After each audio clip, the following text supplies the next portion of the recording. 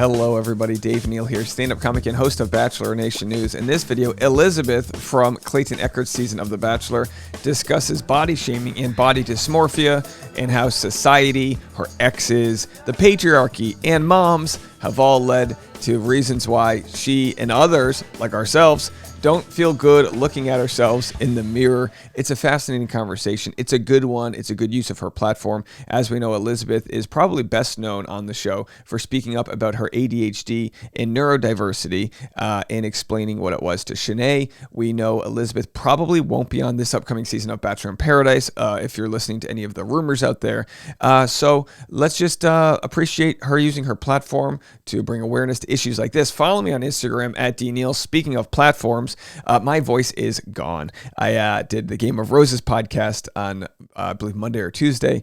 It's a good episode. Go check it out. I had 2 stand-up shows last night, and I've got a big stand-up show tomorrow night, so I need to save my voice. I need some honey in my tea. Here's the stand-up show information for tomorrow night. I've got people coming from hours away, south and north of Los Angeles, and the hosts of the Games of Roses podcast will be there, along with maybe some other Bachelor, either alumni or audience members. So come check out that stand-up show. I'll be running a half-hour set. It'll be a ton of fun tomorrow night, Thursday. Tickets on Instagram, link in my bio.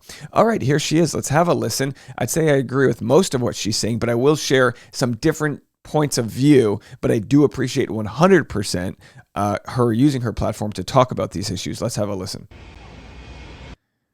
Hi, everybody. I wanted to do a quick check-in session with everybody. I haven't been very active like me to person on here lately because I am a little bit up right now. I don't know where my life is going exactly, and I don't know what I'm doing, and I'm in a new city, and everything is changing really fast, and it's I like this Theranos outfit she's got. She's got the Theranos, right? Doesn't she look like she's inventing some medical sales company with that nice eyebrow game too, by the way? But no, hey, look, welcome to your 30s. Welcome to the club of not knowing what you're doing with your life. It's hard.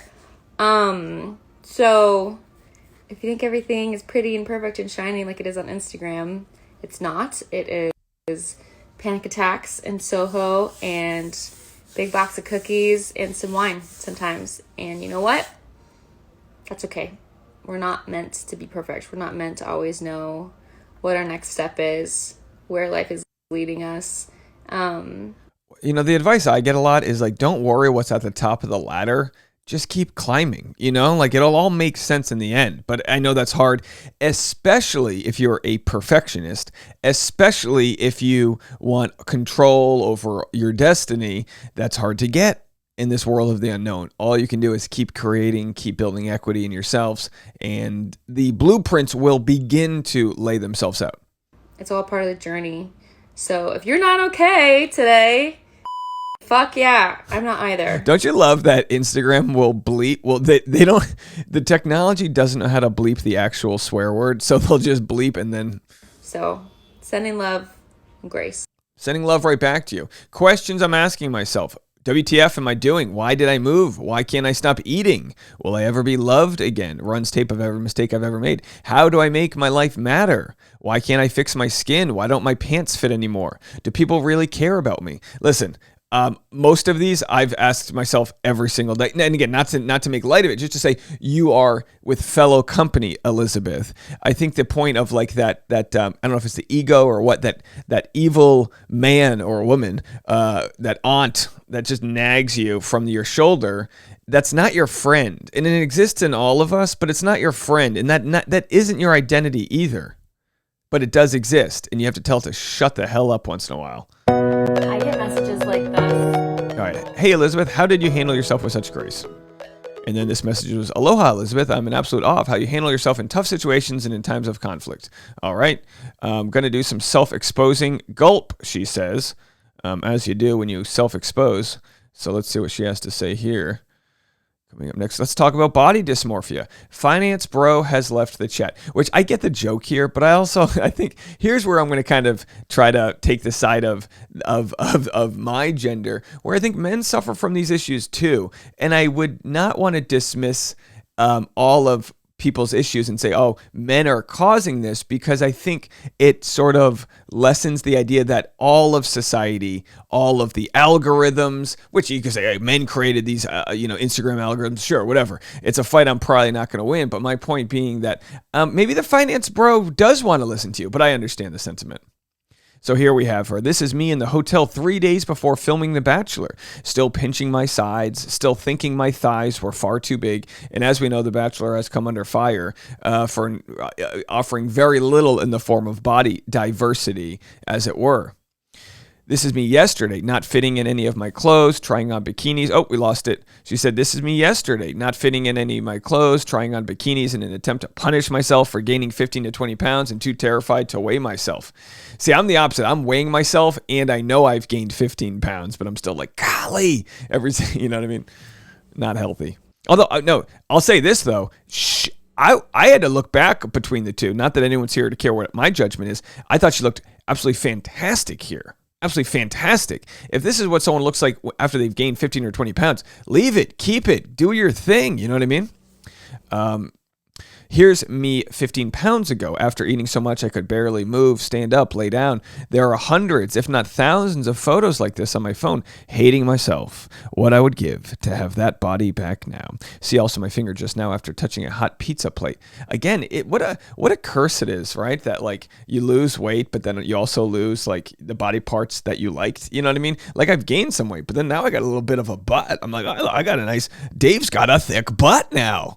Pray for Dave's butt, you know, with every good comes, bad comes a good. All right, so here we have Elizabeth. This was featured in our thumbnail photo. Here's me in 2018 with my ex-fiance who told me, I don't want to have sex with you because I just want to have sex with a fit body. Now, I would say if he said that, he's an absolute monster.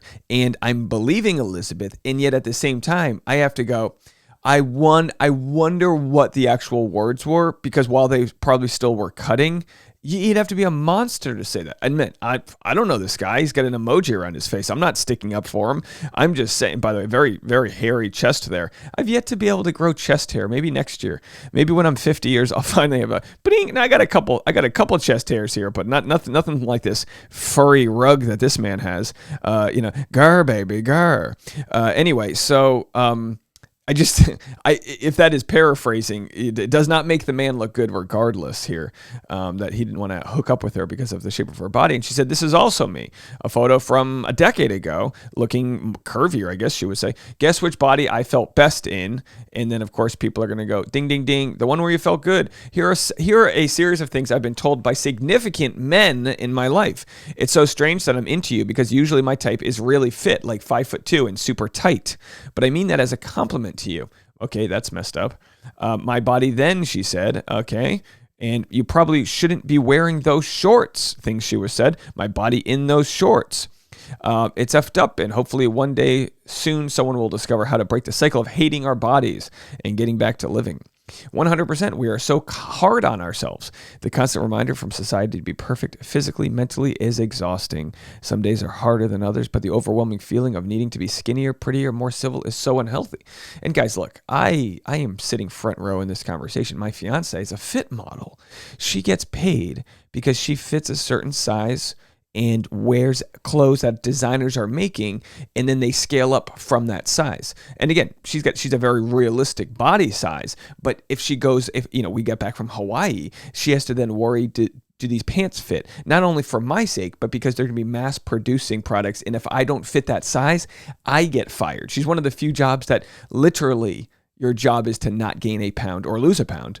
Sometimes I'll take pictures of myself and think, ugh, I need to work out more. My thighs are still too curvy. And then years or even months later, I'll look at those pictures again and think, wow, I look so good. What is wrong with me? But the truth is the beauty standard is so high that the level of perfection we're reaching for just isn't real.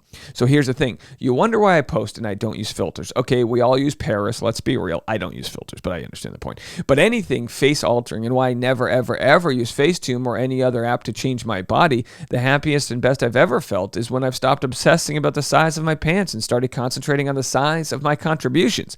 That sounds like very Martin Luther King, but I like it. That's a good what I'm doing for others, how I'm helping my neighbors, clients, lovers, friends, and what I miss my 2012 boobs, not gonna lie. What are the worst things that men have said to you about your body? What are the most healing things a partner has said to you about your body? Conforming to a standard, usually typical, expected, sounds boring. Getting a lot of not men, but mom comments on this. This one's tough because hold on. She said, I'm not getting a lot of men, but mom comments on this. This one's tough because it didn't start with her. It starts with how men spoke to her. We can break the cycle. And then let's go. This should go without saying, but it doesn't. Yeah, it's patriarchy. It's your mom. It's what they've been taught, but it's also media. But don't you hate how that just takes the blame away from the mom? Well, the mom was just taught that. Well, the guys were just taught that. You know what I mean? Like, I understand how far down the rabbit's hole do we want to go. But to be honest, and this is 100% anecdotal, most people that I know appreciate women that are not so body conscious to the fact that they're stripping away from their natural who they're supposed to be and what they're supposed to look like. Like, I think we can all agree we value those that take care of their health and their body to an extent that's not obsessing and harming themselves. We're a mind, body, and spirit, right? So we need to take care of our soul, our spirit, as best as possible, which means deburdening from all of our life's trauma, from being a child, and from our mom saying, a moment on the lips, a lifetime on the hips. My mom always told me that as a joke, that her mom told her that, and my mom and lots of people in my family have struggled with their weight, and I got to give my mom credit for losing over 100 pounds this year. She does not like it when I mention that because she's so humble about it all, but my mom is crushing it, and not losing the weight because she did it in an unhealthy way, but understanding what her addictions were and doing it in a way that serviced her and her needs, and she's never been happier. So there are ways to either get yourself healthier, or that could mean losing weight or gaining weight. There are ways to do that in a way that fills your spirit, body, your soul, right? Your inner child. Now, the physical side of things, we do have to look at the food we put into our body.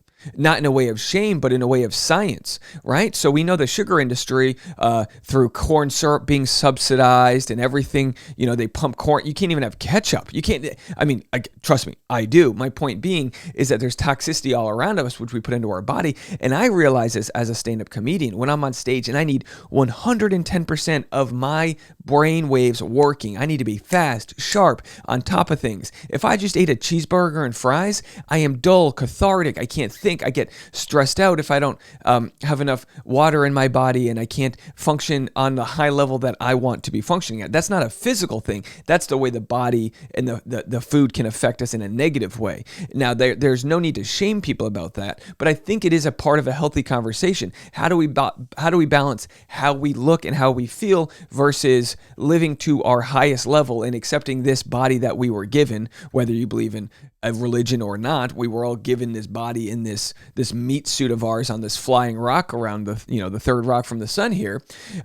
We need to find a way to cherish that in a way that gives us permission to enjoy a brownie, but also gives us permission to feed our soul in different ways that makes us feel good. It's also marketing, which you have to remember is marketing. There's my wine glass. It's selling things. It's selling you on something. It's selling you diet products. It's selling you clothes. It's selling you Weight Watchers. So true. It's selling you into something that is not going to fulfill you. Not now. And not ever. Never has. Never will. Well, I mean, whenever we say never, is we run into some problems. I will say I'm very excited to Clayton Echard is starting a summer, like a Get Shredded summer program, and I think for those of us that suffer with body dysmorphia and issues with our weight and this and that, I don't know if that means that others can't pursue different levels of love with their body. So Clayton had posted this. We'll get back to Elizabeth in a second. The time has finally come and I couldn't be more pumped. I'm officially launching my website today, claytonechard.com. The website is free to sign up, and that's all that's needed is an email. My hope is for you to be able to utilize the fitness material on the site to increase your comfortability with movement in the gym. Look at the available plans offered in order to build muscle, lose fat, and also provide additional resources for those that seek it. I'm also launching my 6-week Shredded for Summer Solution program on the site. It's a 6-week program that can be utilized by anyone to get in better shape just in time for summer. I'll be doing free live stream workouts from the site every Saturday for the next 6 weeks as well. I think this is a fantastic thing that Clayton Echard is doing. By the way, speaking of a nice hairy chest, this guy, there's so, wow, you know what I mean? That's a shaggy carpet right there. Looking very fit, very voluminous with the old brachial artery right there. He's going to be brachialing some hearts. All right. Jeez. Anyway, point being is that there is a healthy medium to everything. Oh, wrong one. And there it is. There's a healthy medium to everything. And while body dysmorphia might land on one end of the spectrum, taking care of ourselves so that we age in a way where we're using our muscles and maintaining bone density, that's all a good thing. Now, we talk about social media, Instagram, the influencers, the TikToking that rewards beauty. Absolutely. Did you guys know this? That even when you don't choose a filter on TikTok, TikTok has a slight filter it automatically puts on your body. Now, look, I'm 37. I just turned it. Did you notice? I've got some sun marks and some crow's feet, and I'm doing my thing. I'm proud of who I am. You know what I mean? This is the body I got. I put a little sunblock on. I tried my best. No makeup. I've been accused of using white eyeliner. It's just the way the lighting hits. I got some good lighting in here, as you guys know. So anyway, the point being is that we all do things by putting makeup on or trying to be the best version of ourselves or limit carbs or something. And that's okay when we're in a place where we're not over obsessing. But of course, I personally think Instagram, while it's super toxic and it's like this unrealistic version of yourself, there's also an aspect of Instagram that's super inspirational. It's women and men going to the gym and doing squats and working on building muscle and not being super skinny. Like, we live in a time period where skinny necessarily is not in. If you look at what trends out there, fit and strong within yourself is in. Now, don't get me wrong, there's always an aspect of that that's hard to reach because we're not all that body type, but appreciate the sentiment. So Kim Kardashian in her Met Gala dress. This is toxic AF. What kind of standard are you setting for women? So let's see what she talks about here. This is what, Kim Kardashian said as she tried to fit into the Marilyn Monroe dress. Now, of course, the issues with the Kardashians, for me, it's way more about all of the work that they've had done in it's not natural beauty. You know what I mean? It was this or nothing, she says flatly. In the weeks that followed, Kardashian would adhere to a strict diet to get closer to her goals. I would wear a sauna suit twice a day, run on the treadmill, completely cut out all sugar and all carbs, and just eat the cleanest veggies and protein. I didn't starve myself, but I was so strict. Again, I don't know how horrible the dietary aspect of that is. I don't know if it's toxic to give up sugar and carbs. Some people have a different reaction to sugar and carbs than others. My fiance, she can maintain her body weight and have a bowl of rice. Not me, folks. Not me. If I have a bowl of rice, I'm ending up at a Little Caesars. I'm going to punch a child so I can steal his ice cream cone, and I ain't apologizing for it. You know what I mean? That's me. That's my own issue, okay? I grew up with cereal and 3 scoops of sugar, and I'm paying the price. So she said she didn't starve herself, but obviously, anytime you're like painting yourself to get into or bragging to get into a dress, that can be tough. Basically doing a sauna in a what did she say? I would wear a sauna suit, which is basically what weightlifters and wrestlers wear to cut weight. Not a good look. That's not healthy for you. A sauna is healthy, and not eating sugar is healthy, but I understand the sentiment there. She says, stop shoulding yourself. I should be further along by now. I should do what makes me happy. I should look more like them. I should be working harder. I shouldn't be thinking about what I need. I'm right on track for my path. I don't have to live up to others' expectations. I don't need to look like anyone but myself. I am allowed to listen to my body and take breaks when I need to. It is not selfish to take care of myself. Absolutely. But then she says it's not selfish to take care of myself, and then isn't that what we're talking about is like trying to take care of yourself, but not to a point where there is any sort of lack of happiness if you fall short of a goal. Just try your best every day. Non-physical compliments can sound like, I constantly learn from you. The way you treat people is beautiful. You're such a great listener. Your strength is inspiring. So we love all of these. And as we know, girls growing up are complimented on their looks, and boys are complimented on other aspects. And we just need to be mindful of that moving forward. If I have a daughter, moving forward, I need to make sure that while I can compliment her and say, you look so beautiful in that outfit, whatever, I can also be like, I love the way that your mind works, and I love the way that you, tackle your whatever issues, you know what I mean? It's about being well balanced in your offering of attributes, and not letting someone think that all their self-worth is their looks, which, as we know, is a huge component to Instagram. Now, Instagram's following TikTok. They're getting away with photos and being more video based, and that is making a difference, because photos do not tell the full story, and videos do a better job of showing somebody not in their perfect contorted frame. So I think that's a good thing. Gorgeous, again, feeling cute as usual. People.